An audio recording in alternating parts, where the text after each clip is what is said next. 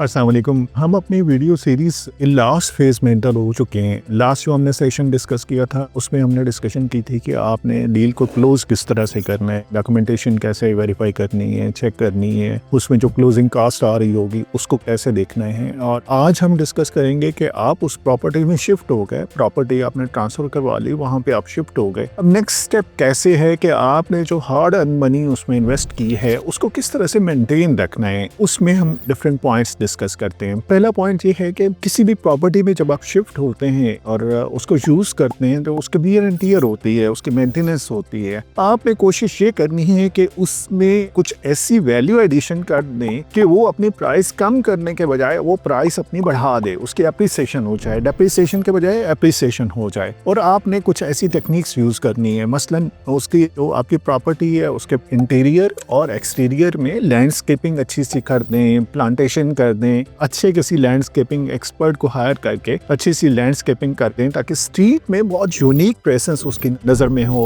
आपकी प्रॉपर्टी जब भी कोई बंदा एंटर हो स्ट्रीट में उसे एक यूनिक प्रॉपर्टी नजर आए, तो लैंडस्केपिंग अच्छी कर दें। उसके बाद उसकी मेंटेनेंस के हवाले से प्रिवेंटिव मेंटेनेंस चीज़ें करें कि ऐसे अपने शेड्यूल बना लें कि कोई भी ऐसी चीज़ होगी जिसकी एक सर्टेन लाइफ होगी या 6 मंथ बाद आफ्टर 1 ईयर उसको रिप्लेसमेंट चाहिए होगी तो उसको रिप्लेस करते जाएं, एक शेड्यूल बना लें। फिर आप देखेंगे आप अपनी प्रॉपर्टी पे उस पर टैक्सेस वगैरह किस तरह के आ रहे हैं, प्रॉपर्टी की कोई इंश्योरेंस करवानी है वो किस तरह से करवानी है। और थर्ड, उस प्रॉपर्टी के हवाले से इमरजेंसी फंड भी अपने पास रख लें, थोड़ा थोड़ा उसमें ऐड करते जाएं ताकि अगर कोई इंश्योरेंस आपने करवानी है तो वो प्रीमियम मंथली आप अपने पास किसी अकाउंट में सेव करते जाएं ताकि ईयर एंड पे एक प्रीमियम आप दे सकें और वो प्रीमियम इंश्योरेंस कंपनी को जाए। उसके बाद आप टैक्सेस वगैरह के हवाले से भी कोई एक टैक्सेस आते हैं पूरी प्रॉपर्टी के ऊपर, तो शायद कोई बड़ी अमाउंट आ जाएगी ईयर एंड के ऊपर, तो आप थोड़ी थोड़ी अमाउंट मंथली वहां पे उस अकाउंट में सेव करते जाएं ताकि ईयर एंड पे आप वो टैक्सेस आसानी से पे कर सकें। फिर प्रिवेंटिव मेंटेनेंस के हवाले से इसी तरह से रेगुलर मेंटेनेंस उसकी रखें। 6 मंथ बाद, 1 ईयर जो चीज आपको नजर आती है कि ये अभी थोड़ी सी पुरानी हो गई, उसको रिप्लेस करते जाएं। और अगर कोई नया ट्रेंड आता है उस हवाले से और with the passage of time उसमें एप्रिसिएशन हो, ना कि उसमें डेप्रिसिएशन हो। तो ये थे चंद पॉइंट जो बहुत जरूरी थे आपकी इन्वेस्टमेंट को मेंटेन करने के लिए ताकि आप अपने इन्वेस्टमेंट को बेहतर से बेहतर रख सकें। इसके अलावा एनर्जी के हवाले से आप उस पर काम करें। एनर्जी में मसलन सोलर एनर्जी आप इंस्टॉल करवा सकते हैं। उसके अलावा आप जो इंटरनल इलेक्ट्रिकल अप्लायंसेस हैं उनको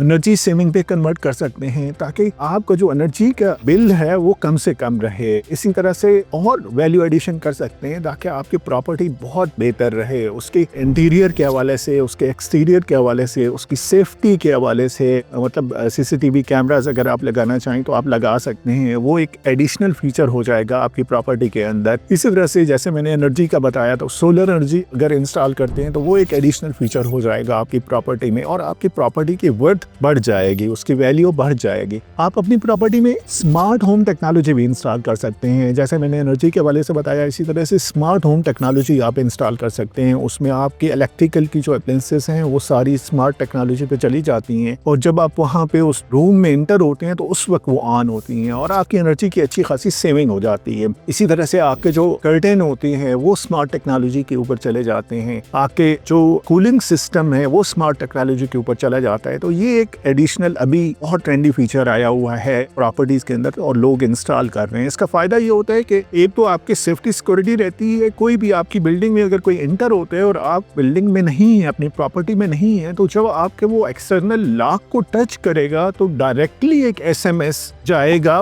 प्रॉपर्टी ओनर को कि कोई बंदा आपके डोर पे आया है और वो डोर खोलने की कोशिश कर रहा है। इसी तरह से जब आपकी जो इंटरनल लाइट्स हैं वो स्मार्ट टेक्नोलॉजी पे चली जाती हैं तो बाज़ औक़ात ये होता है कि हमारी कई लाइट्स ऐसी होती हैं जो सारी रात चलती रहती हैं और सुबह लेट जाके हम जब उठते हैं तो बंद होती हैं। वो आपकी कॉस्ट सेविंग हो जाती है। उसमें आप टाइम सेट कर सकते हैं कि शाम को 6 बजे ऑन होगी और मॉर्निंग में 5 बजे वो ऑफ हो जाएगी, तो आपकी वो एनर्जी सेविंग हो जाती है। तो इस तरह से स्मार्ट टेक्नोलॉजी आप वहाँ पे इंस्टॉल कर सकते हैं अपनी प्रॉपर्टी के अंदर। तो बेसिक ऑब्जेक्टिव ये है कि आपने अपनी प्रॉपर्टी को अच्छा मेंटेन रखना है और उसमें कुछ ना कुछ ऐसी चीजें with the passage of time करते रहना है ताकि उसकी एप्रिसिएशन होती रहे, उसकी वर्थ बढ़ती रहे। तो ये थी चंद पॉइंट जो मैं चाह रहा था कि इस सेशन में आपके साथ डिस्कस किए जाएं ताकि आपको आइडिया हो कि जब कोई प्रॉपर्टी आप ले लें उसके बाद उसको किस तरह से आपने मेंटेन रखना है। Thank you so much.